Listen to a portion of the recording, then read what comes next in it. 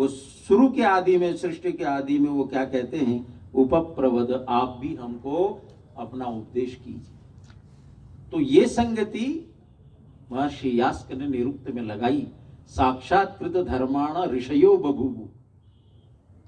साक्षात्कृत धर्म यही स्थे। सृष्टि के आदि में उन अग्नि वायु आदित्य अंगिरा ने मानो धर्म का, वेद का जो साक्षात्कृत धर्मा ऋषि थे, वो पहले कोटि के ऋषि हुए जो अग्नि वायु आदित्य अंगिरा। फिर क्या कहते हैं कि वेद का ज्ञान आखिर श्रुति परंपरा से हमारे पास कैसे आया। ते अवरेभ्य असाक्षात्कृत धर्मभ्य उपदेशेन मंत्रान संप्रादु।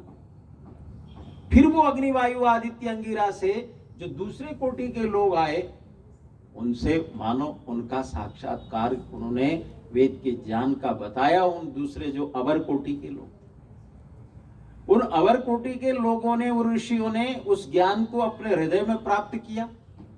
और उनकी विशेषता ये देखिए, फिर वो उन्होंने भी अपने पास उस ज्ञान को नहीं रखा, श्रुति परंपरा से। और जो फिर आगे और लिखते हैं, ते असाक्षात्कृत धर्मभ्य उपदेशेन मंत्रान संप्रादित। मंत्रों को अच्छी तरह से संप्रादितवन्तः, ठीक ठीक तरह से उनको ऋषियों ने उनके ज्ञान को दिया। फिर आगे और लिखते हैं, ते असाक्षात्कृत धर्मभ्य उपदेशेन मंत्रान संप्रादु उपदेशाय ग्लायन्तो अवरे इमं ग्रंथम समाम्निषु वेदम च वेदांगानि च। तीसरे कोटि के ऋषि या व्यक्ति वो हुए जिन्होंने कहा मैं तो बिल्कुल समझ में ही नहीं आ रहा है।